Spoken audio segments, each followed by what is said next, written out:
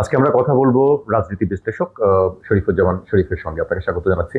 আহ, বেশ কয়েকদিন ধরেই আমরা দেখছি আলোচনা হচ্ছে যে গণভোটের পক্ষে বিপক্ষে যে প্রচারণা, পক্ষে যে প্রচারণা, সেজন্য টাকা পয়সা কাকে দেওয়া হয়েছে, কে পেয়েছে, সেই বিষয় নিয়ে একটি আলোচনা আছে। আহ, এই বিষয়ে আপনার মন্তব্য জানতে চাই আসলে। ধন্যবাদ। গণভোটটা এটা সাধারণ মানুষ হ্যাঁ বা না বলবে, এটাই কথা ছিল। কিন্তু অবিশ্বাস্য ব্যাপার হলো যে সরকার একটা পক্ষ নিয়ে নিলেন, সরকার একটা পক্ষ দাঁড়িয়ে গেলেন এবং তারা তাদের রাষ্ট্রের সমস্ত অর্গানকে ব্যবহার করে একটা প্রচার শুরু করা হলো হ্যাঁ পক্ষে ভোট দিন। এবং আপনার মনে আছে যে একটা পর্যায়ে ইলেকশন কমিশনের পক্ষ থেকে বলা হয়েছিল যে এটি যৌক্তিক না, এটি অবৈধ, সরকার এই কাজটি করতে পারে না। কিন্তু এখন আমরা দেখতে পাচ্ছি যে সরকারের বিভিন্ন অর্গানগুলোকে ব্যবহার করে এক শ্রেণীর সুযোগ সন্ধানী তারা এখানে এক ধরনের নতুন ব্যবসা ফেদে বসেছিল। আমরা জুলাইয়ের যে গণঅভ্যুত্থানটা করেছি এটি কেবলমাত্র রেজিম চেঞ্জের জন্য না, এটা কেবলমাত্র আয়না ঘরের বিরুদ্ধে না, এটা কেবলমাত্র অর্থ পাচারের বিরুদ্ধে না, এটা একটা সামগ্রিক সংস্কার, একটা সামগ্রিক পরিবর্তনের জন্য। প্রত্যেকটা জায়গায় স্বচ্ছতা আসবে, রাজনীতিতে আসবে, অর্থনীতিতে আসবে। কিন্তু এই যে গণভোটের প্রচার নিয়ে যেটা দেখা যাচ্ছে, যাদের যোগাযোগ ছিল ভালো তারা বাংলাদেশ ব্যাংককে প্রভাবিত করেছে, সেখানকার কর্মকর্তাদের সাথে সম্পর্ক রেখে বিভিন্ন ব্যাংককে চাপ দিয়েছে।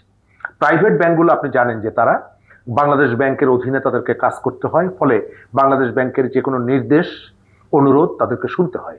এই দুর্বলতাটুকু এরা ব্যবহার করেছে। এবং সবথেকে দুর্ভাগ্য হচ্ছে যে সমস্ত ব্যক্তি অথবা প্রতিষ্ঠান গত দুই দশক ধরে এখানে স্বচ্ছতার কথা বলছে, অভিযোগটা আসছে তাদের বিরুদ্ধে। এই যে সুজনের বিরুদ্ধে অসংখ্য প্রশ্ন উঠছে যে তারা বিভিন্ন জায়গা থেকে চাপ দিয়ে টাকা একটা ব্যবসার নতুন জায়গা খুঁজে বের করেছিল। আমি মনে করি এর তদন্ত হওয়া দরকার। প্রথমত, বাংলাদেশ ব্যাংক থেকে যারা এই কাজটি করেছেন, বিভিন্ন ব্যাংকে চাপ দিয়ে তারা সুজন, তারপরে অন্যান্য যে সংস্থাগুলোকে, বৈষম্য বিরোধী শিক্ষার্থী আন্দোলন, তাদের হাতে কোটি কোটি টাকা কিভাবে গেল, কিভাবে দেওয়া হলো, এটা অবশ্যই তদন্ত হওয়া দরকার। এবং প্রথম তদন্তের মধ্যে আনতে হবে বাংলাদেশ ব্যাংকে যে তারা এই কাজটি কেন করলেন। কোনো প্রতিযোগিতা ছাড়া একটা সংস্থাকে ডেকে নিয়ে এসে তাদের হাতে টাকাটা কেন দিলেন, আর তারাই টাকাটা কিভাবে খরচ করেছে, এর তদন্ত হওয়া দরকার। এবং যদি অভিযুক্ত কেউ হয়ে থাকে অবশ্যই তার বিচার হওয়া দরকার। আপনার কাছে আরেকটি প্রশ্ন। জঙ্গিবাদ নিয়ে আজকে কথা হয়েছে।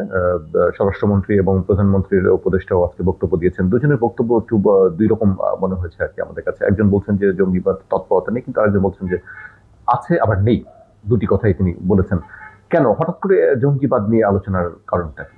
জঙ্গিবাদ এটা কিন্তু আমাদের শুধু ডোমেস্টিক ইস্যু না বা চ্যালেঞ্জ না, এটা সারা পৃথিবী কিন্তু এই মতাদর্শ বা এই অ্যাক্টিভিটিগুলো ফেস করছে। আমাদের এখানে মাঝে মাঝে এই বিষয়গুলোকে মাথাচাড়া দিয়ে ওঠে, রাজনৈতিক কারণে এগুলোকে সামনে আনা হয়, রাজনৈতিক কারণে এটিকে নেই নেই বলে এক ধরনের আর্টিফিশিয়াল আবরণ দেওয়ার চেষ্টা করা হয়, রাজনৈতিক কারণে কাউকে কাউকে অভিযুক্ত আকারে সামনে আনা হয়, আবার রাজনৈতিক কারণে কাউকে কাউকে তিনি এগুলো কিছুই জানেন না এই বক্তব্যগুলো দেওয়া হয়। সরকারের পক্ষ থেকে স্ববিরোধিতা আছে, সরকারের এক একজন মন্ত্রী এক এক ধরনের কথা বলছেন। আপনি একটা নতুন সরকারকে হঠাৎ এই ধরনের সিরিয়াস ইস্যুগুলোতে তাদের যে সমন্বয়হীনতা এটি প্রকাশ পাচ্ছে। জ্বালানি ইস্যুতে যেমনি ভাবে তারা এক একজন এক এক কথা বলেছেন, এবার দেখলাম তথ্য উপদেষ্টা এক কথা বলছেন, প্রধানমন্ত্রীর তথ্য উপদেষ্টা, স্বরাষ্ট্রমন্ত্রী বলছেন, তথ্যমন্ত্রী বলছেন, এবং তিনজনের কথার মধ্যে বেশ কতগুলো জায়গায় মিল খুঁজে পাওয়া যাচ্ছে না। তো আমি মনে করি যে প্রথমত সরকারের জায়গা থেকে অভিন্ন বক্তব্যটা থাকা দরকার। স্বরাষ্ট্রমন্ত্রী যেটা বলছেন যে এই চ্যালেঞ্জটা নেই, যদি সেটি হয়ে থাকে তাহলে বিভিন্ন জায়গায় যে সার্কুলার দেওয়া হয়েছে সতর্কতা, এটা তো স্বরাষ্ট্র মন্ত্রণালয়ের অধীন থেকেই গেছে। তাহলে ধরে জিজ্ঞেস করতে হয় স্বরাষ্ট্রমন্ত্রী কি আসলে তার মন্ত্রণালয়ের খবর রাখেন কিনা। এই ধরনের একটা বিষয় যেটি তিনি বিশ্বাস করেন না, সেই বিষয়টা সার্কুলার যাচ্ছে এবং সারা পৃথিবীতে এই খবরটা তো নিশ্চয়ই ছড়িয়ে যাচ্ছে। তাহলে স্বরাষ্ট্রমন্ত্রী জানেন না তার মন্ত্রণালয় এমন একটা মেসেজ দিলেন যেটা সারা পৃথিবীতে ছড়িয়ে যাচ্ছে। এটা সরকারের দুর্বলতা, এটা বন্ধ হওয়া দরকার। দ্বিতীয় জায়গাটা হচ্ছে যে আমাদের এখানে জঙ্গিবাদের বিস্তারের জন্য যে ধরনের পূর্ব শর্ত সবগুলো এখানে আছে। আপনার জিও পলিটিক্স বলেন, আপনি আপনার ইকোনমিক সিস্টেমটা বলেন, আপনার মতাদর্শ উৎপাদন করার জন্য বিভিন্ন কর্নারগুলো বলেন, সব আছে। আমাদের সাংস্কৃতিক অ্যাক্টিভিটির অনুপস্থিতি, আমাদের গুণগত শিক্ষার অনুপস্থিতি, এই জায়গাগুলো আছে। আবার আমাদের এখানে এগুলো ঘটেছে বিভিন্ন রাজনৈতিক এবং সব রাজনৈতিক সরকাররা বলে। বিএনপির সময় যেমন হয়েছে, আওয়ামী লীগের সময়ও হয়েছে। বিএনপি এটিকে দমন করার জন্য, নিয়ন্ত্রণ করার জন্য পদক্ষেপ নিয়েছে, এবং তখন বিএনপির সাথে জামাতও ছিল, তারা 4 দলীয় জোট, আপনার মনে আছে? সেই সময়ে তারা কয়েকজন জঙ্গি নেতাকে ফাঁসিও দিয়েছে। সুতরাং এখানে কখনো জঙ্গিবাদ ছিল না।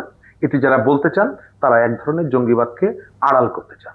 আবার এটাও সত্য যে রাজনৈতিক কারণে অনেক বড় বড় অপরাধীদেরকে গ্রেপ্তার না করলেও আপনি রাস্তা থেকে যাকে ধরে নিয়ে গিয়ে জঙ্গিবাদের সাথে যুক্ত, তার কাছে সিরিয়াস কতগুলো বই পাওয়া গেছে, তার কাছে জিহাদি বই পাওয়া গেছে, অনেক ধর্মীয় গ্রন্থ, সেগুলো জিহাদি বই হিসাবে প্রচার করে এক ধরনের মনস্তাত্ত্বিক চাপ তৈরি করা হয়েছিল আওয়ামী লীগের সরকারের সময়। আমরা এই সরকারের কাছে অনুরোধ করব, আমাদের এখানে এই চ্যালেঞ্জটা আছে, ঝুঁকিটা আছে, আবার এটিকে আড়াল করতে চায় এরকমেরও মানুষ আছে। 5 আগস্টের পরে এখান থেকে বিপুল অস্ত্র লুট হয়েছে। এই অস্ত্রগুলো যদি এই ধরনের গোষ্ঠীগুলোর কাছে চলে যায় তাহলে এটি নিরাপত্তার জন্য মারাত্মক ঝুঁকি। 5 আগস্টের পরে অনেকে জেল থেকে বেরিয়েছে যাদের বিরুদ্ধে এই ঘটনাগুলোতে যুক্ত থাকার অভিযোগ আছে। সুতরাং সরকারকে সমন্বিত বক্তব্য দেওয়া এবং যারা এর সাথে যুক্ত কোনো রাজনৈতিক বিবেচনায় না রেখে প্রকৃত অপরাধী যারা যদি কেউ থাকে তাদেরকে আইনের মুখোমুখি। আপনাকে ধন্যবাদ। আমরা মূল্যবান মতামত আপনি দিচ্ছিলেন, আমরা শুনছিলাম আপনার বক্তব্য। দর্শক, আপনারা শুনছিলেন রাজনীতি বিশ্লেষক শরীফুজ্জামান শরীফের বক্তব্য। তিনি দুটি বিষয় নিয়ে খুব চমৎকার করে তার মতামত দিয়েছেন। আপনিও আপনার মতামত জানাতে পারেন, আমাদের সঙ্গে আপনি থাকুন, সাবস্ক্রাইব করুন, থাকুন আমাদের তাহাদের কথা প্রার্থনার সঙ্গে।